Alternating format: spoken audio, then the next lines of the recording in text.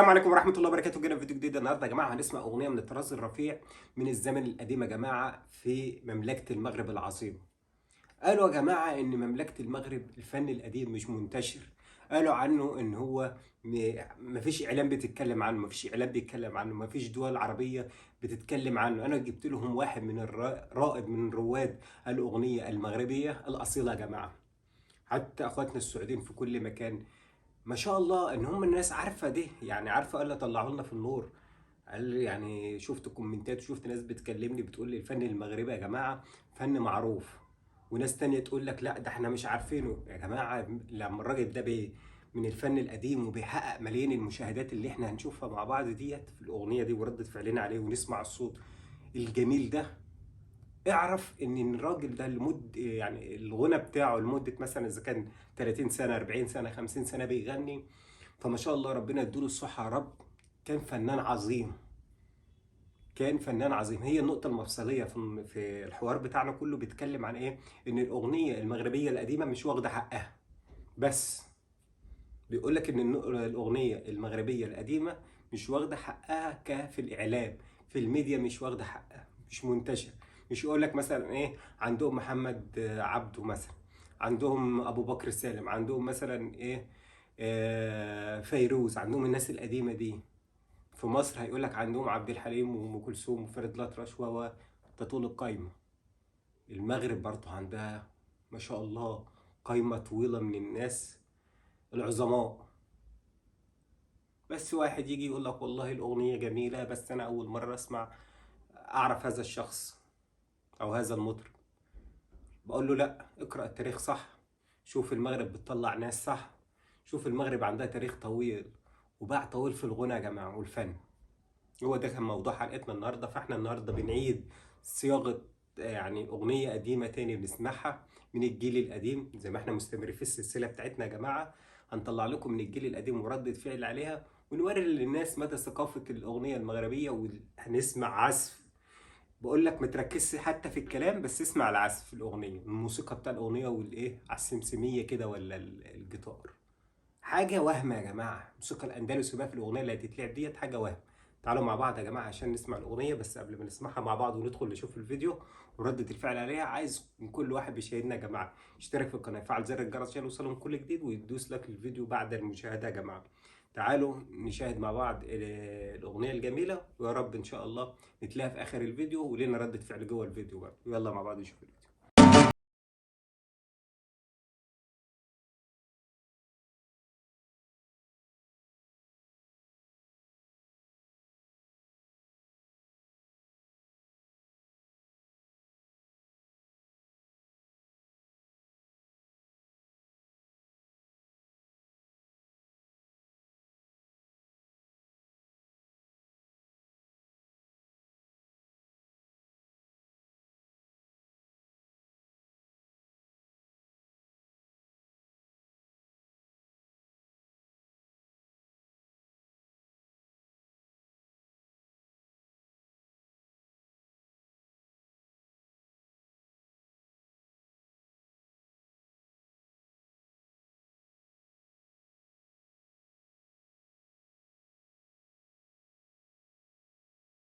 العظيم الفني المغربي. بس نقطة من أول السطر كده يا جماعة. ولو أنت وصلت لحد دلوقتي برضه اشترك في القناة، فعل زر الجرس عشان يوصلك كل جديد، وما تنساش تدعي الملك محمد السادس بالشفاء العاجل. ويلا بينا نكمل بقية الفيديو.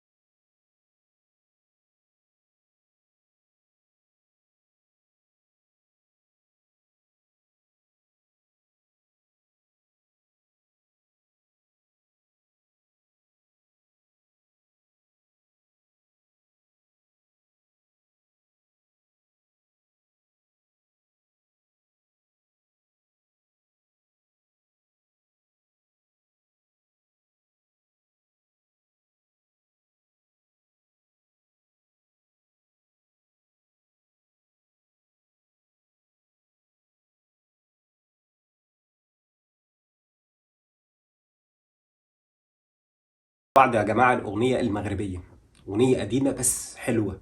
احنا دلوقتي انا يعني طالع ان انا اتكلم على هذا الموضوع اللي بيقول لك ان الاغاني المغربيه مش معروفه. انا كنت هنصدم، بقول له يا جماعه، بقول لك الاغاني القديمه مش الجديده، ركز في الحته دي. بقول لك الاغاني المغربيه القديمه مش معروفه. انا جبت واحد بس فيديو كده، فيديو قديم لمين؟ للمطرب محمد درام يا جماعه. قلت له يا باشا بص واتفرج واسمع الاغنيه عامله ازاي. الراجل دوت كان في فرقه كبيره هناك في المغرب وما شاء الله عليه. ولما الاقي كومنتات من زمان على الاغنيه دي من اخواتنا في العراق والسعوديه والكويت ومصر بيقولوا ان ده رائد الفن المغربي، يبقى انت عايز ايه؟ تعالى مع بعض نكمل فيديو.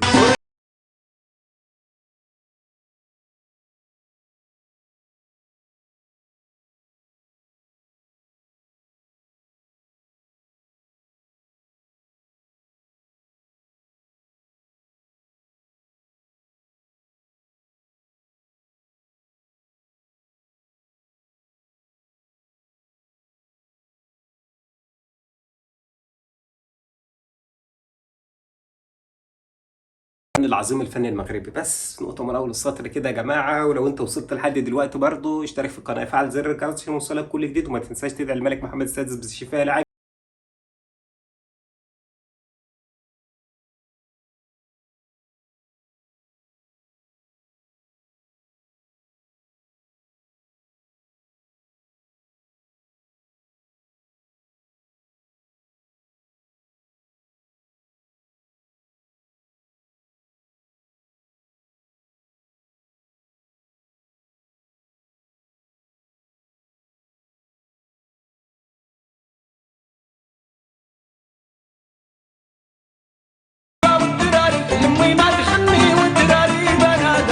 يا جماعة ما شاء الله عليهم، عمال يكتسح هنا يمين وشمال. هتلاقي لازم يكون الفن المغربي متصدر في كل المشاهد اللي احنا شايفينه. ما شاء الله الأغنية والجماهير، حتى لو يعني ما شاء الله المطرب ممكن يكون كبير في السن في الوقت دوت اللي اتذاعت فيه الأغنية أو في قلب الاستوديو، وفي الجماهير عشرينات وفي تلاتينات في السن أو وكله عمال يتفاعل وعمال يرقص. مالكش ده راجل كبير مثلا بالعكس، الناس كلها فرحانة والناس كلها عمالة تحتفل يا جماعة وعمالة إيه ترقص. تعالوا مع بعض نكمل الفيديو.